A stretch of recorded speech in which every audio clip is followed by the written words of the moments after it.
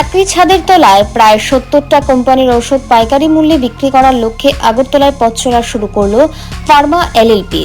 এই উদ্যোগ বিভিন্ন অংশের ব্যবসায়ীদের পরিবহন খরচ সহ সময় বাঁচাবে, দাবি মন্ত্রী টিঙ্কু রায়ের। এক অনুষ্ঠানের মধ্য দিয়ে সোমবার রাজধানীর গণরাজ চৌমুহনীতে পথ চলা শুরু হলো আগরতলা ফার্মা এলএলপির। এখানে উল্লেখ করা প্রয়োজন, এই উদ্যোগের মধ্য দিয়ে একই ছাদের তলায় প্রায় 70টা কোম্পানির ওষুধ পাইকারি মূল্যে বিক্রির ব্যবস্থা করা হয়েছে। এই উপলক্ষে আয়োজিত অনুষ্ঠানের উদ্বোধক হিসেবে রাজ্যের মন্ত্রী টিঙ্কু রায় সহ Bidhushekhar Debroy, all India organisation of chemist and ড্রাগিস্টের সভাপতি JS সিন্ধে সহ প্রমুখেরা উপস্থিত ছিলেন।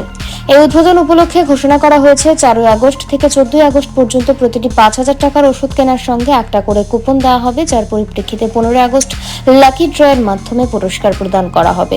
এই ক্ষেত্রে প্রথম পুরস্কারের 32 ইঞ্চি হায়ার স্মার্ট টিভি, দ্বিতীয় পুরস্কারে 155 লিটারের ফ্রিজ, তৃতীয় পুরস্কার হিসেবে প্রোটোনিক্স সহ সান্ত্বনা পুরস্কার হিসেবে 5 লিটারের 15টি প্রেসার কুকার রয়েছে বলে জানা গেছে। এই অনুষ্ঠানে উপস্থিত থেকে উদ্যোগের প্রশংসা করতে গিয়ে রাজ্যের মন্ত্রী টিঙ্কু রায় আশা প্রকাশ করেছেন, এই উদ্যোগ আগামী দিনে বিভিন্ন স্তরের ব্যবসায়ীদের সময় এবং টাকা উভয়ের সাশ্রয় করবে। আগরতলাতে এটা প্রথমবার মতো ফার্মা এলএলপি এটা শুরু হয়েছে।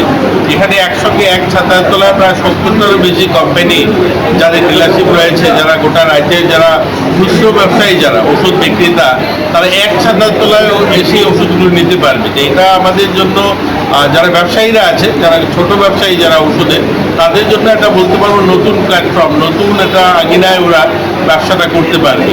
আগে যেমন ছড়িয়ে ছিটিয়ে এক্সপেন্ডিচার বেশি যায়, যখন বিভিন্ন জায়গা থেকে ডিলার থেকে মাল তুলতে গিয়ে যেমন তাদের ট্রান্সপোর্টেশনের বিষয় থাকে বা কেনাকাটাতে যে সময়টাও যায়, এটা যাবে না। এখন কি হবে, একসঙ্গে এসে এক ছাতার তলায় অনেকগুলো কোম্পানির ওষুধ আমরা এখানে, ওরা যেটা বললেন 60-70টা কোম্পানির ওষুধ এক ছাতার তলার থেকে নেওয়া সম্ভব হবে যারা খুচরো বিক্রেতা। তো এটা আমাদের জন্য একটা সুবর্ণ বলতে পারি সুযোগ, আমাদের ব্যবসায়ীদের, ছোট ব্যবসায়ীদের। তো এটা আগামী দিন দেখা যাবে, ভালো চলবে আশা করছি আমরা। ব্যুরো রিপোর্ট, অভয়াম 24x7।